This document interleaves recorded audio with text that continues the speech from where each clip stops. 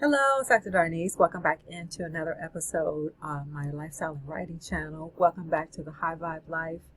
And what I want to offer you today is a reflection. It's kind of a love letter to Black womanhood.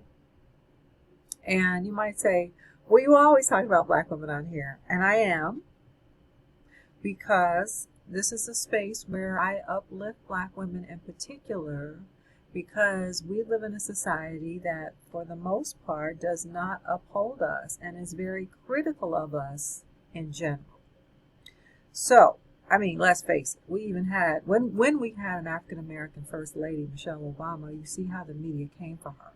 So if anybody is doubting and saying, well, I just don't see that, think about the ways that they talked about Michelle Obama, for one thing. So, this is a love letter to Black women, I'm going to just say of 2021. Because y'all, we have been showing up and excelling, showing up and showing out, as they say. And I want to give a shout out. I want to give praise. I want to give flowers to these women who have been stepping into their own high vibe, who have been doing all the things to excel in their particular realm, their particular lane of expertise, right? So, for example, fortunately, there's so many women right now that I'm thinking, where should I even start? Let's start with the young lady who just won the spelling bee. The young lady, she is in sixth grade, and look, I wrote down her name because it just happened. Miss Zayla Avantgarde. Can you believe her last name is Avantgarde? Okay, so if you have not heard of her, she just won the spelling bee. She's an African American young girl who was in the sixth grade and in Louisiana, and so she won that spelling bee. In addition, we find out about her, she also is a basketball star. And she said, oh, I just do spelling bees on the side. Really, my thing is basketball. And she excels in basketball. So here we have a young girl who is excelling in multiple aspects of her life already. She's only in the sixth grade. So we know that her trajectory is going to be great. Right? And I want to celebrate that, because oftentimes our young girls are thought to be older than we are, and so treated as adults, hypersexualized, and sometimes we do it to ourselves to them, with the pop culture, the media, the music and stuff. We hypersexualize young girls way too early and into our, womanhood. So I want to give, praises to her as a child. She's really a child, right? Sixth grade. But she's excelling and doing something that is doing multiple things, actually, that really say that I'm here and I'm going to do the things I like. And hey, if you hate, you just hate. Okay, so I want to give a shout out to her. And I also wanted to give a shout out to the women on the U.S. Olympic track team, including Shikari Richardson, though apparently as of today she's not going. But I want to at least honor the fact that she's the fastest, and whatever else she has to go through, she's going through right now, grieving her mother, the loss of her mother, something that I've dealt with myself, early in about the same age, actually. I lost my mother at when I was about 20 years old, so I know she's dealing with that. And she graciously is dealing with the public response to her being disqualified, right? She just said, I'm human, I made a mistake. Like, let it go. There's no need to berate her. And that's what often happens with Black womanhood or Black girlhood, where we don't get grace. We don't get compassion. No one comes to wipe our tears. That double-edged sword thing called a strong Black woman applies to us almost from the time that we can walk. from the time that somebody else can benefit from our labor. People are telling us that, oh, you're so strong. Oh, you're so capable. Oh, you can do so many things. But it's a double-edged sword, because people say that we're not, that we don't need any help, right? And so for a high vibe, that's not good when we try to live a high vibe life, because we need rest, we need luxury, we need care, we need nurturing. We need a pat on the back and somebody to say, good job, when it's just for ourselves, right? Like, not in service to somebody else, but hey, you know what? I think you're great. And that's what this video is about. It's a high vibe shout out to my sisters who are doing the damn thing, right? And so that's number two. So so like the other women who are on the track and field team, right, and who are going to Japan and these Olympics this summer, they're going to be hard to beat. No matter who shows up on the track with them, they're going to be hard to beat, right? Because these women excel, right? Who else I want to say? Simone Biles, speaking of Olympic athletes, the gymnast, she excels in such a way that the Gymnastics Association doesn't really know what to do with her. Think about that. She is so great and outstanding that they end up penalizing her because other people can't do what she does, and so they want to tell her not to do that herself. She's so outstanding that she has exceeded the expectations for what a female gymnast can and should do. This also happened to Surya Bonali, an ice skater back in the day, back in the maybe early 90s, I want to say. If you follow ice skating, you might know who she is.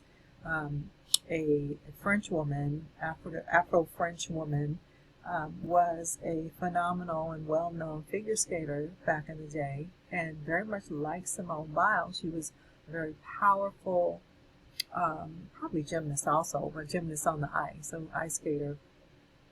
And the critique against her was that she was very powerful and athletic, but that she lacked grace and poise on the ice.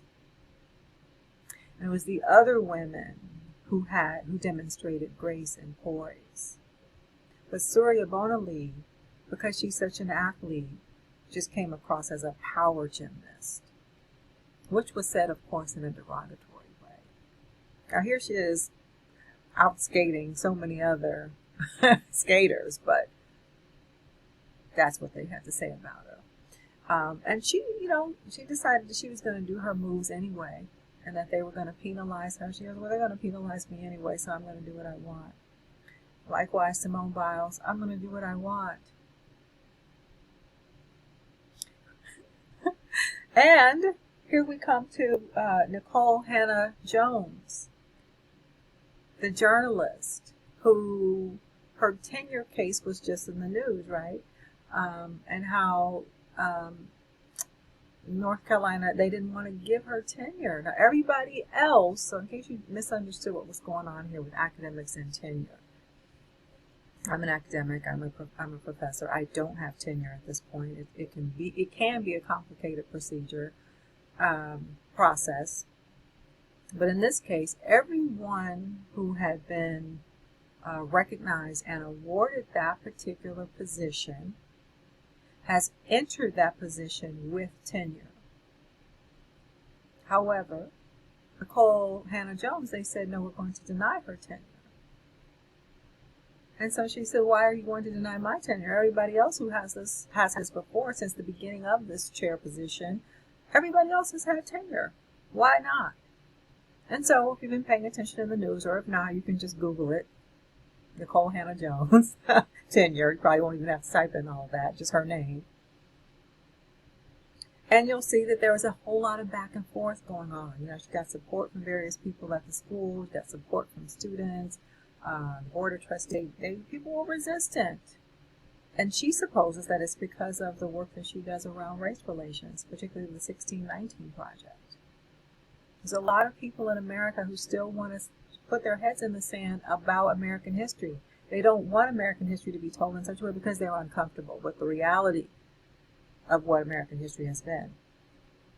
And so, Nicole Hannah-Jones says, well, I think that there's some political machinations going on here. People don't like the work that I've been doing that shine a light on America's racist history.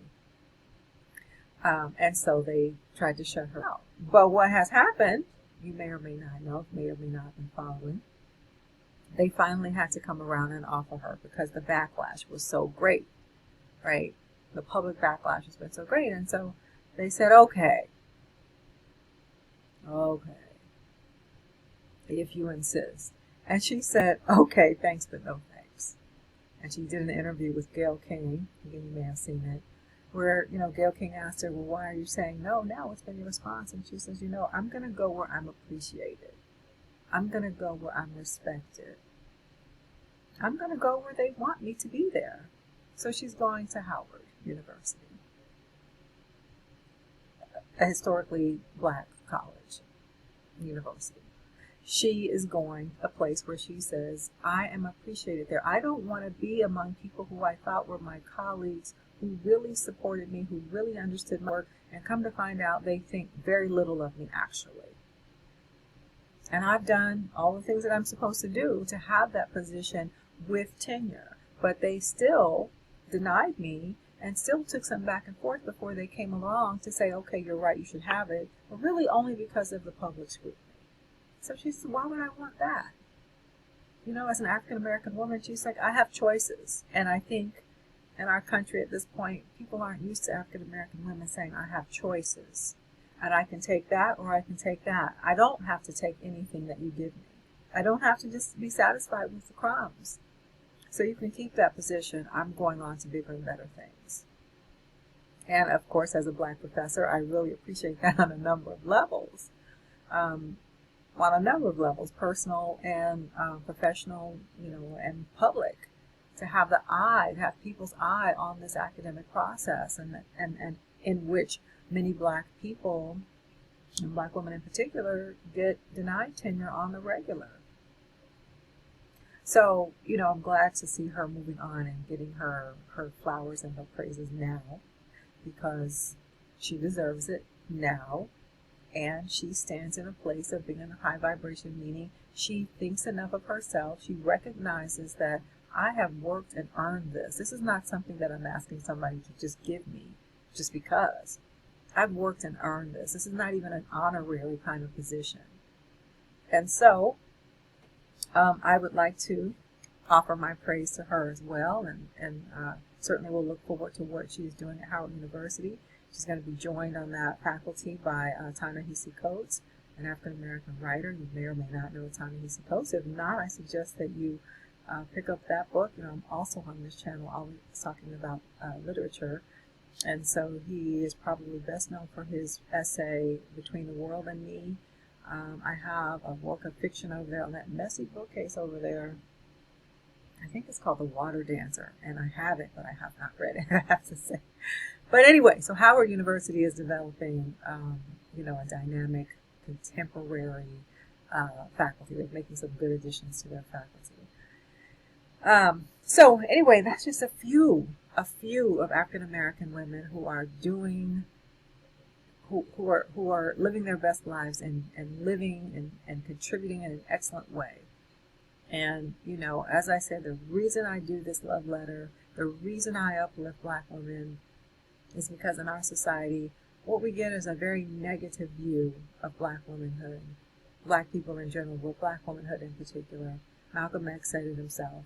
The black woman is the least respected, the least protected woman in all of the world.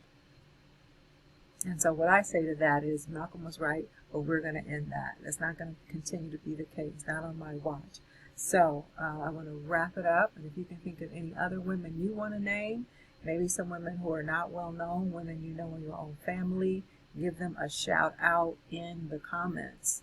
Call out your ancestors. I always want to call out my grandmother, Jessie Thornton, and my great-grandmother, Beatrice Jenkins, who did so much for me to be in this position that I am now. Of course, my own mother. I almost say that like I take my mother for granted. I don't. But, my grandmother and great grandmother. I like to give special shout out to, because they really had to balance grape a lot more than my mother or I. And so I like to recall them and claim their names. So you put that in the comment section. Who your people?